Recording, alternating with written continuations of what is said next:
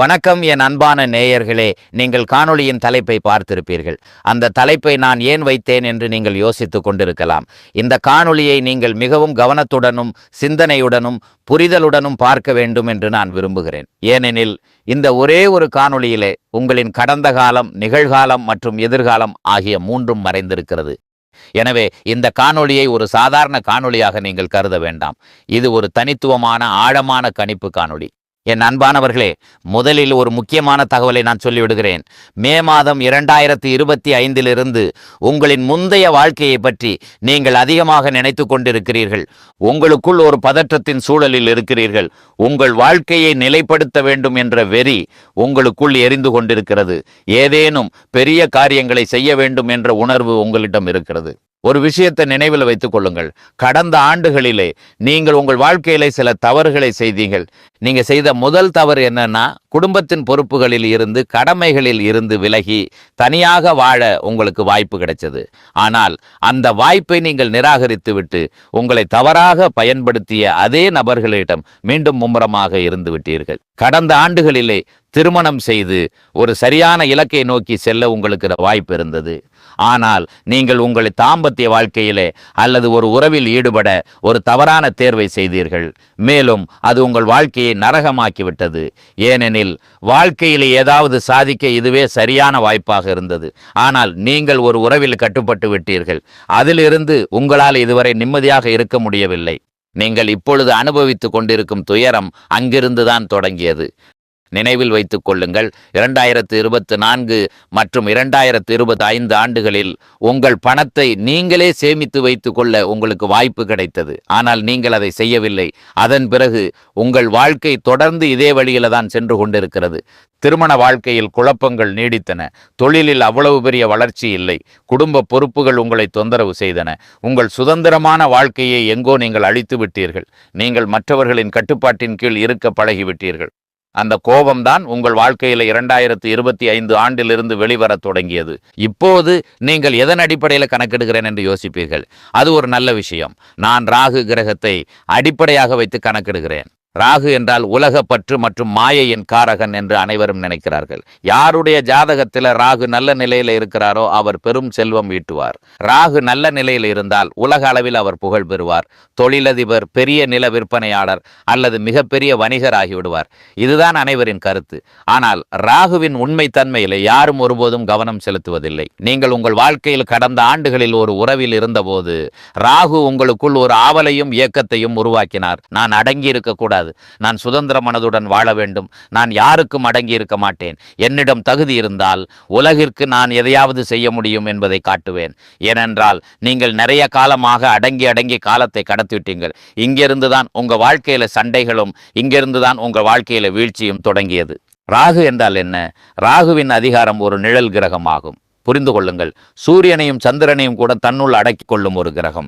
இது பூர்வ ஜென்மத்தின் முற்பிறவியின் காரகனும் ஆகும். எனவே 2024 மற்றும் 2025 ஆண்டில்தான் நீங்கள் வாழ்க்கையில் ஏதாவது செய்ய வேண்டும் என்ற ஆவல் உங்களுக்குள் எழுந்தது. இந்த ராகு உங்களுக்குள் ஒரு மாய வலையை உருவாக்க தொடங்கினார். உங்களுக்குள் தன்னம்பிக்கை அதிகரித்தது. கடந்த ஆண்டுகளில் நீங்கள் பலவிதமான உறவுகளில் ஈடுபட்டீர்கள். கெட்டவர்களுடன் தொடர்பு ஏற்பட்டது. வெளிநாடு அல்லது வெளி மாநிலம் சென்றீர்கள். உங்கள் ஊதியமும் அதிகரித்தது. ஆனால் உங்களுக்குள் கோபம், ஆத்திரம் மற்றும் நான் யாருடைய கீழும் இருக்கக்கூடாது என்ற எண்ணமும் தோன்றியது. ஒரு வகையில இந்த குணம் உங்களை சரியான வழியில இட்டு சென்றது. ஆனால் இந்த நேரத்திலே உறவுகளும் முறிந்து விட்டன. ஒரு சரியான தொழிலும் கைவிட்டு போனது, வீடும் கைவிட்டு போனது, இடமும் கைவிட்டு போனது, உங்கள் உறவும் கைவிட்டு போனது. இப்போது நான் ஒரு முக்கியமான விஷயத்தை சொல்ல போகிறேன். கேது துயரத்தை கொடுத்து தர்மவானாக மாற்றுவார். ராகு உங்களின் தகுதிக்கு அதிகமாகவும் எல்லா வகையான சுகங்களையும் கஷ்டங்களையும், அதாவது நல்ல கர்மாவின் பலனாகவோ அல்லது கெட்ட கர்மாவின் பலனாகவோ கொடுத்து உங்களை தர்மத்தை நோக்கி இட்டு செல்வார். 2025 ஆண்டின் ஆரம்பத்திலும் இதுவே உங்கள் நிலைமையாக இருந்தது. பணம் வந்து கொண்டிருந்தது. நீங்கள் ஒரு உறவிலே இருந்தீர்கள். ஆனால் உங்களுக்கு மோசடி நடந்தது. பணத்தின் மதிப்பை பற்றி உங்களுக்கு தெரிந்தது. நீங்களே எப்படி சமாளிக்க வேண்டும் என்பது உங்களுக்குள்ள வந்தது. ஆனால் இதற்கு மத்தியில் உங்களுக்கு ஏமாற்றம் ஏற்பட்டது. நீங்கள் கடன் பட்டீர்கள். குடும்பத்திலே சண்டைகள் ஏற்பட்டன. சிலர் உங்கள் பணத்தை அபகரித்து கொண்டனர். சில தவறானவர்களுடன் நீங்கள் பழக நேர்ந்தது. குழந்தைகளை பற்றிய சூழ்நிலைகள் மோசமடைந்தன. தந்தையிடம் இருந்து தூரம் ஏற்பட்டது. சகோதர சகோதரிகளை பற்றிய சூழ்நிலை மோசமடைந்தது. வாழ்க்கை துணையும் சண்டைகள் ஏற்படுத்தி கொண்டிருந்தனர். ஆனால் இப்போது பாருங்கள், உங்கள் வாழ்க்கையில மாற்றம் வர தொடங்கியுள்ளது. உங்களை விட்டு பிரிந்து செல்ல போகும் உறவு என்று நான் எழுதியுள்ளேன். அது தண்டனை அல்ல, அது ஒரு ஆசீர்வாதம். நீங்கள் இத்தனை நாட்களாக பிடித்து கொண்டிருந்த, உங்களை அழுத்தி கொண்டிருந்த சில மனிதர்கள், சில நினைவுகள் அல்லது பழைய பழக்கங்கள் விலகப் போகின்றன. இந்த விடிவு உங்கள் வாழ்க்கையில் ஒரு புதிய வாசலை திறக்கப் போகிறது. உங்களை உண்மையாக மதித்து நேசிப்பவர்கள் மட்டுமே இந்த 2026ஆம் ஆண்டில் உங்கள் வாழ்க்கைக்குள்ளே வரப்போகிறார்கள். எனவே பயப்படாதீர்கள். இது ஒரு முடிவல்ல, இது உங்கள் புதிய ஆரம்பம். உங்களை விட்டு பிரிந்து செல்ல போகும் உறவு என்று நான் எழுதியுள்ளேன். அது தண்டனை அல்ல, அது ஒரு ஆசீர்வாதம். நீங்கள் இத்தனை நாட்களாக பிடித்து கொண்டிருந்த, உங்களை அழுத்தி கொண்டிருந்த சில மனிதர்கள், சில நினைவுகள் அல்லது பழைய பழக்கங்கள் விலகப் போகின்றன. இந்த விடிவு உங்கள் வாழ்க்கையில் ஒரு புதிய வாசலை திறக்கப் போகிறது. உங்களை உண்மையாக மதித்து நேசிப்பவர்கள் மட்டுமே இந்த 2026ஆம் ஆண்டில் உங்கள் வாழ்க்கைக்குள்ளே வரப்போகிறார்கள். எனவே பயப்படாதீர்கள். இது ஒரு முடிவல்ல, இது உங்கள் புதிய ஆரம்பம். இந்த 2026 வருஷத்தோட மிகப்பெரிய சிறப்பு என்னவென்றால் குரு பெயர்ச்சி தான். குரு பகவான் கிட்டத்தட்ட 11 வருஷம் கழிச்சு தான் மீண்டும் கடகராசியில் உச்சமாக வரப்போகிறார். அதனால இந்த வருஷம் ஜூன் 1ஆம் தேதி நடக்க போகிற குரு பெயர்ச்சி ரொம்ப பெரிய எதிர்பார்ப்பை உருவாக்கி இருக்கு. இந்த வருஷத்துல வருட ஆரம்பத்துல குரு மிதுன ராசியில வக்கிர நிலையில் இருப்பார். மார்ச் 9ஆம் தேதி வக்கிர நிவர்த்தியாகி நேர்கதியில பயணம் பண்ண ஆரம்பிப்பார். பின்னர் ஜூன் 1ஆம் தேதி வரைக்கும் அப்படியே மிதுனத்திலிருந்து ஜூன் 1லிருந்து கடக ராசிக்கு பயிற்சியாகி உச்சநிலையை அடைந்து கொள்கிறார். அடுத்தது சிம்மத்தில் கேது, கும்பராசியில் ராகு இருக்க போகிறாங்க. இந்த வருஷத்தோட கடைசியில் டிசம்பர் 5ஆம் தேதி ராகு கேது பயிற்சி நடக்குது. அதாவது அந்த நாளுக்கு அப்புறம் கேது கடகத்துக்கும் ராகு மகரத்துக்கும் இடமாற்றமாக போகிறார்கள். அடுத்தது சனி. சனி பகவான் மீனராசியிலேயே இருக்காரு. இந்த வருஷம் முழுக்கையும் சனி ராசி மாற்றமே கிடையாது. ஆனா மீனராசியில ஒரு குறிப்பிட்ட காலம் வக்கிரம் அடைவார். அப்புறம் மீண்டும் வக்கிர நிவர்த்தியாகி நேர்கதியில் பயணம் தொடர்வார். இந்த ஆண்டு குருவின் பார்வையில சனி இருப்பது ஒரு பெரிய விசேஷம். குறிப்பா ஜூன் 1க்கு பிறகு உச்ச குருவுடைய பார்வையில் சனி இருக்கிற அமைப்பு ரொம்ப அருமையான, சாதகமான, யோகமான அமைப்பு. இதை நம்ம நல்ல விஷயமா எடுத்துக்கலாம். இந்த வருஷம் கன்னிக்கு ரொம்ப சாதகமா திரும்ப வராரு. ஜூன் 1க்கு அப்புறம் இலாபஸ்தானமான 11ஆம் இடத்தில் இருக்கிற கடகராசியில உச்சமாக அமர போறாரு. இது கன்னி ராசிக்காரங்களுக்கு இந்த வருஷத்தோட அதிகபட்ச பலம். கண்டக சனியின் பாதிப்பு ஜூனுக்கு அப்புறமா கொஞ்சம் சரியாக ஆரம்பிச்சிடும். உச்ச குரு பகவான் சனியை பார்க்கிறது ரொம்ப பெரிய சுபயோகம். அதனால ஜூன் 1க்கு அப்புறம் குருவின் உச்ச பார்வை காரணமா கண்டக சனியால வந்திருந்த அந்த மனக்கலக்கம், பயம், குழப்பம், தீவிர சிந்தனை எல்லாமே மெதுவா குறைய ஆரம்பிக்கும். இந்த கோள் நிலைகள் வச்சு நம்ம கன்னி ராசிக்காரர்களுக்கான வருஷத்தை 2 பகுதிகளாக பிரித்து கொள்ளலாம்.